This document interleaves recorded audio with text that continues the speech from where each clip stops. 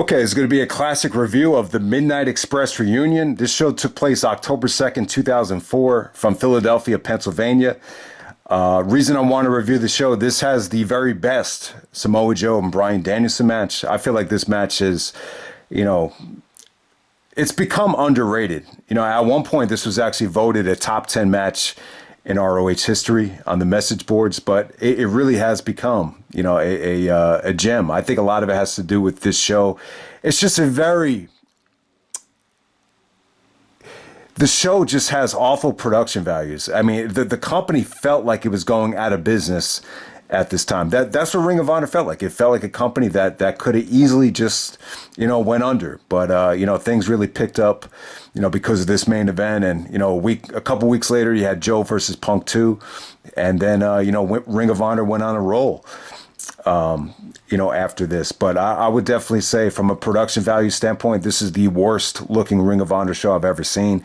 The lighting was just really bad. I mean, just guys look overexposed. They looked, you know, orange at certain points. There was other points where the light was just getting in the way of the action. So, yeah, I mean, you know, if you're really big on production values and WWE video packaging and pyro and, you know, HD quality, you'll probably hate this show. But at the same time, you know, there's been in music, like 36 Chambers is a perfect example.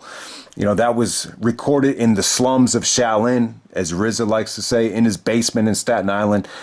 You know, nothing fancy in terms of equipment and, you know, major, you know, high budget studios, and they still put out a classic. A lot of people think 36 Chambers, you know, some people would even put that above Illmatic and The Chronic as the best hip hop album of all time. The same could be said for this main event here.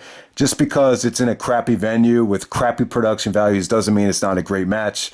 You could still put on a 5-star classic, amazing art, you know, even if you don't have, you know, that monumental budget. And that's exactly what Bryan Danielson and Samoa Joe did here. It's an amazing match despite, you know, the production values. So it should definitely be appreciated. So wanted to make that point before we started. So let's get on to the review.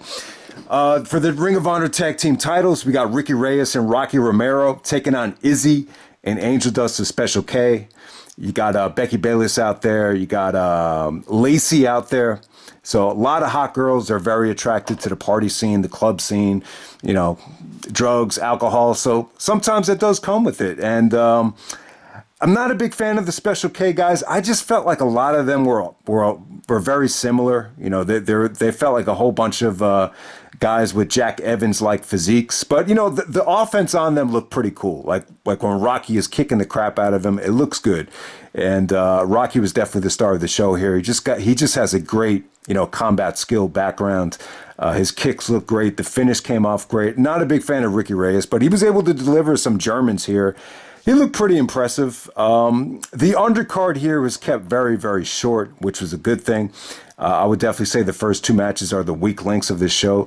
All right, so next up we have a four-corner survival. We got Jimmy Rave, Trent Acid, Josh Daniels, and BJ Whitmer in a four-corner survival right here. I really thought you had some good talent out there. I thought BJ, Trent, all these guys look good. The problem is Jimmy's manager, Prince Nana, gets on the mic and he's like yelling shit throughout the whole match. Even Gabe seemed like he was a little bit annoyed here. But, you know, Jimmy Rave actually gets a victory with the Rave Clash, got a little bit of heat there. You know, let's not take away from these guys. I really thought the work here was good. It's just the match just felt like filler. A lot of these four-corner survivals are just tough to tell any sort of story. But, you know, execution-wise, I felt like BJ probably looked, you know, better than anybody here. Trent Acid is a hell of an athlete. And, you know, even though AJ's not with the company, it seemed like they really were still building towards a Jimmy Raven, AJ Styles, you know, feud with Jimmy actually doing the Rave Clash. After the match is over, there's like this, you know, segment where Allison Danger is begging the embassy to take down BJ Whitmer.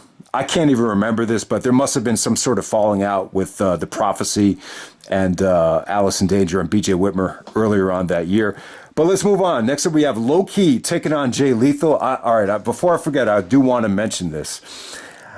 All right, so Low Key and Lethal was a great feud. This is really where it all started. I mean, Low Key was just abnormally stiff with Lethal, throughout this whole year.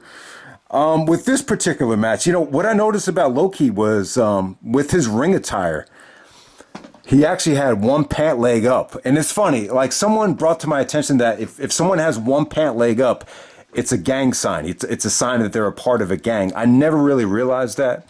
And it's funny, I used to get criticized for that, when I used to go, when we were in elementary school. And it was actually my friend Lorenzo. I've talked about my friend Lorenzo plenty of times. But I for some reason, I just remember this one day at school. We were in music class, and he had one of his pant legs up.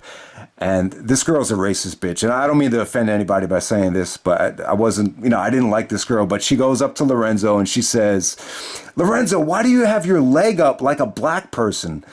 And I was just like, what? Why does it have anything to do with being black? But, years later, you just learned that it's more of a, it's more of a gang symbol. To be exact. So it does make sense. The Rottweilers are, it was a very gang-like stable in Ring of Honor. I used to do that from time to time just for comfort, though. Like if my sweatpants were, back in elementary school, people used to wear sweatpants, which you would never wear in high school. But, sometimes when you get hot, you would just pull it up. I don't think I ever remembered, seeing that in a rap video or any sort of sporting event, but Low Key actually had it here. So it did make me think of that. Just an interesting side note. But yeah, this was a cool match because it actually had Lethal's parents were actually out there. The mother was out there. Someone was with Lethal's mom, must have been like a friend or an aunt. And then Lethal's father was there. He was just kind of in the background. He didn't really get involved. But yeah, lots of trash talking from Jay's mom. And she actually smacks Low Key when he gets sent right to her. So I thought that was cool. But yeah, it was just a beatdown. Low Key's knife edge chops, they just feel a little bit more sharper than even like Kabashi or Roderick Strong. They're just a little bit more sharp. And yeah, so you got to see some good stuff there. Low Key actually makes Lethal tap out. But I thought this was good stuff. I really feel like Low Key was really that, that first opponent where Lethal was able to show a lot of toughness against. And yeah, really, really good stuff. Really memorable. A lot of it had to do with, Lethal's parents being involved. And I do remember years later, I think Lethal's parents, weren't they part of that show where Cornette actually got fired, where Lethal actually takes Cornette and throws him across the table backstage?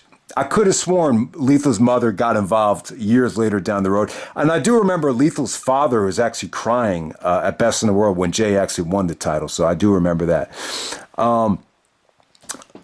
Next up, we got Homicide taking on Nigel McGuinness. All right, this was really, really good stuff. Kind of mixed feelings on it, though. The funny thing is, Homicide and Nigel, two future Ring of Honor champions, it just didn't have that type of feel to it. I will say this, Homicide at the time was a heel, so he really wasn't trying to play up to the fans. One sequence, he was trying to go for the Tope Con Hello, and then he just flips the fans off. Nigel was good, though, man. You could definitely tell Nigel was a breath of fresh air. I thought his style was unique, especially against someone like Homicide. It's really more about like this felt like Street Fighter versus a scientific European style. I mean, it was pretty good stuff. It dragged a little bit. There were some parts where I felt like they lost the crowd. It was abnormally long. See, the first two matches were kept very, very short. Everything else on the show, if one thing that really hurt the show, it felt like a lot of the matches suffered from getting a little bit too much time, other than the main event, of course. But yeah, I liked a lot of what Nigel did here. I thought the counter to the Gringo Killer, the cop killer, was really cool. It was more of like a European escape where he actually jumps over Nigel, and then he actually, rolls through backwards on the ground, and then he puts Homicide in a, kind of a variation of a key lock, working over the shoulder. And then he actually rolls, surprisingly, he rolls Homicide up to get the upset victory. So yeah, I got to say, huge win for Nigel. This might have been one of Nigel's, biggest victories so far to get a win over the 2003 MVP of Homicide. It's just, I don't know, it's just kind of weird. Like it just didn't feel like two future Ring of Honor champions. Okay, next up we have Generation Next of Austin Aries, Alex Shelley, Roderick Strong, and Jack Evans taking on Ricky the Dragon Steamboat's team of pure champion John Walters, CM Punk, Ace Steel, and Jimmy Jacobs. Okay, so this is how Ricky Steamboat and CM Punk, formed kind of a bond. Punk actually turns babyface and sides with Steamboat. He actually helped Steamboat after a Generation Next beatdown. That was back at Reborn Completion back in July. Steamboat cuts a promo on Foley about how Foley wanted to start the Ring of Hardcore. So yeah, Foley's not on this show, but Steamboat's promo was heavily directed at Foley. But bottom line is the Generation Next guys did not get along with Ricky the Dragon Steamboat. It was kind of like, new versus old, or old philosophy versus new philosophy there. So there we go with that. So this is an elimination match, Survivor Series style. They went about 43 minutes. I mean, they went really, really, really long. I thought the match was good, but not great. I think if they were going to go this long, Punk probably needed to stay in this thing the whole way. I think after Punk got disqualified, he got eliminated. The match just kind of lost its luster. But yeah, I mean, you still got to see a lot of good stuff here. There was actually the babyface team with Punk and John Walters. They actually formed a circle. And they started stretching. There's actually an old school name for this. I forget what they call it. Gabe said it. I just couldn't understand what he said. But, it almost felt like they were in gym class. They formed a circle, and then they were stretching the Generation Next guys out. It looked different. It looked cool, but it almost looked a little bit corny, like you were in like a gym class. But yeah, I mean, in terms of what Punk did here, he worked a little bit with Aries and Shelley. That's really what I wanted to see. That's really what really would have put the match over the top. For the most of the match, though, Punk and Roderick, pretty much exchanged chops. There was a chop war between them, which was cool. But yeah, Punk actually gets disqualified here. Roderick actually brings a chair into the ring, and Punk actually intercepts it, and the referee sees Punk swinging the chair, so Punk is the one that gets disqualified, not Roderick. Kind of inspired by that Benoit Rock fully loaded finish right there. But yeah, I mean, a lot of the match is kind of hard to pay attention to. I just thought it was too long. There's even some eliminations here, specifically the Ace Steel and the Jack Evans eliminations. You really got to pay attention because you might even forget that they get eliminated. That's how much lag was here. Ace Steel actually does a power slam to Jack to put Jack away. Jack actually, Ace Steel actually takes a crucifix from Austin Aries to get eliminated. Those are two eliminations that really, they just kind of happen out of nowhere. You almost have to really pay attention to even notice them. That's how much time this match got. It just felt like there was a lot of lag. But at the same time, you just have a lot of talent here. I thought the match was great for Aries. It really felt like Aries was the hot young thing at the time. He really, was able to showcase his moveset very, very well here. So Aries and Shelley are actually the last two guys, the sole survivors here. Roderick actually lasts to the very end as well. It's actually 3-on-1 against John Walters. Walters actually puts Roderick away with the low blower, that finisher where he actually gets his knees to the back. So Walters definitely put up a good fight. I think he's a good worker. He definitely has like Steve Blackman-like charisma. But, he was a hell of a pure champion. I really like John Walters. But, yeah, the odds were just stacked against him. And Shelley and Aries were booked to look very, very strong here. They were the sole survivors. Aries puts Walters away with the 450. And at the end of this thing, you got to see Aries and Shelley kind of arguing about who's going to get the title shot at Samoa Joe. Basically, Alex Shelley said there's only one more spot to take, and that's the spot of tons of fun, as he called Samoa Joe the Ring of Honor champion. And then Aries got on the mic and said, no. That shot's reserved for me. So Shelley says, well, until then, get your priorities straight. And then Aries says, well, I know what my priorities are.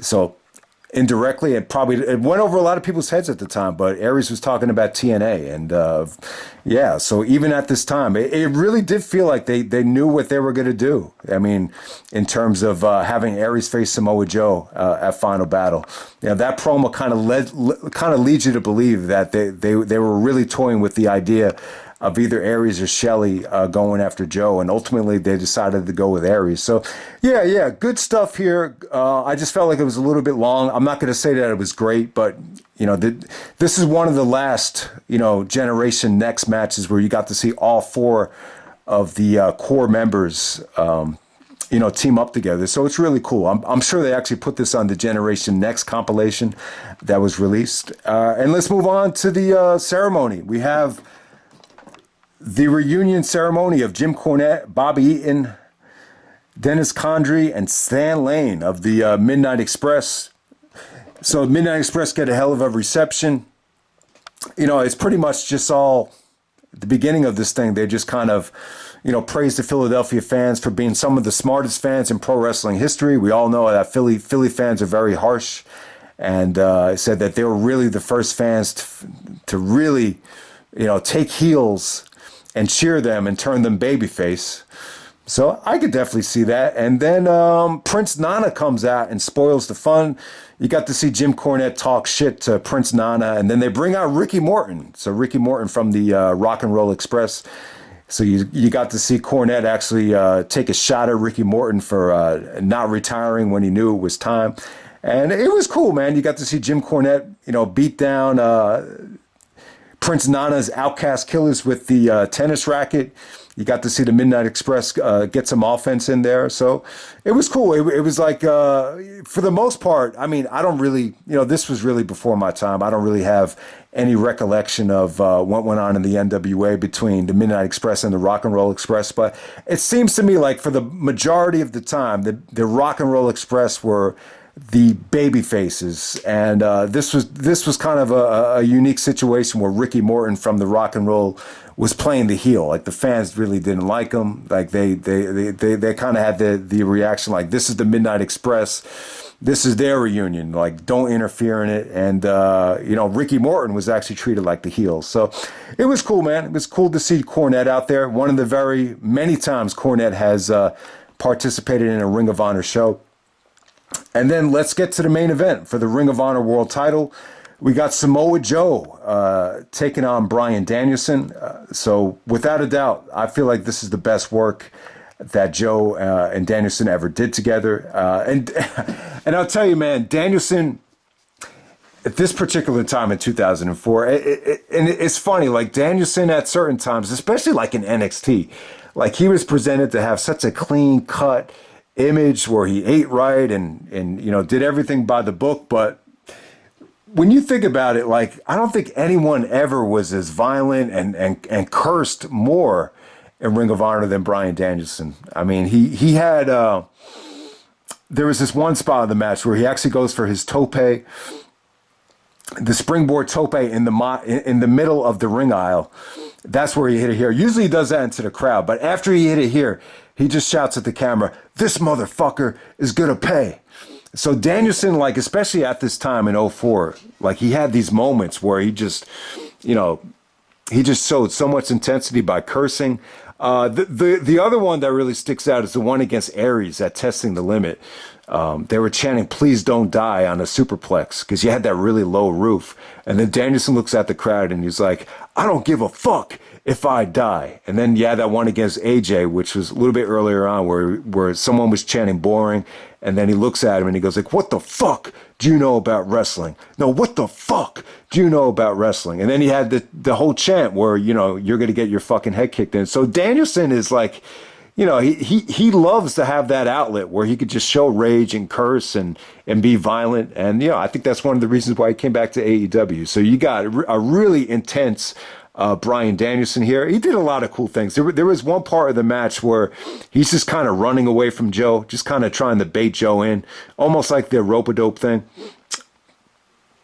where he's, basically just stick and moving on Joe just to make him tired out. I mean, there was some great leg work that Danielson did to Joe. It was so effective, though, that, you could definitely see Joe just clearly loses mobility, because of Danielson's leg work. Joe just wasn't as mobile as he usually is. And this is prime Samoa Joe. I mean, Joe moved around like a cat at that Ted Petty Invitational, even against CM Punk a couple weeks later. So, the conditioning was definitely not Joe's problem at this time. This is the best I've seen Joe look in terms of mobility in the fall of 2004. But yeah, man, it was great stuff, man. I just don't know if anyone went this hard against Joe in any world title match. And that was Danielson's defense to CM Punk. I mean, Punk actually came out after this match and just said, I deserve a rematch. I went 60 minutes against Joe and I never got my rematch. And then Danielson's, well, wait a second, CM Punk. No one ever went as hard against Joe as I did. So that was kind of the story of the match here. Even though Danielson actually does tap out and does lose, I don't think anyone ever had brought it to Joe with that kind of ferocity and that kind of intensity, and just was able to take Joe off of his feet as many times as Bryan Danielson did here. So yeah, I mean, just great stuff. I mean, probably the most memorable sequence of the match was when Joe actually locked in the STF, and then Danielson actually counters it into a regal plex. I don't know if Danielson's ever picked up anyone as big as Joe for the regal plex. I don't think he ever did. He might have done it to Morishima. I seriously doubt he did it to Morishima. Another great counter was the Danielson actually counters the muscle buster, and he just starts giving Joe just strikes right to the face, full contact, and then he hits him with the dragon suplex. That was a great near fall. I mean, the crowd wasn't great here for the most part, and it's tough. Like, I think they were just so accustomed to seeing Joe, defend the belt time and time again. They really didn't pop for Danielson until he busted out the cattle mutilation. Crowd was going crazy for the cattle, and that's when you really felt like the title really could have changed hands. And Joe was just desperate here. Very similar to that Christopher Daniels ending from Final Resolution, where Joe, it was actually Joe and Danielson just trading knee strikes. You saw full contact, knees, thighs, right to the head. And that's how Joe was able to get Danielson to pass out. And then he hit him with the Chiquita clutch right after those vicious knees right to the head. I mean, I've never seen anything like it.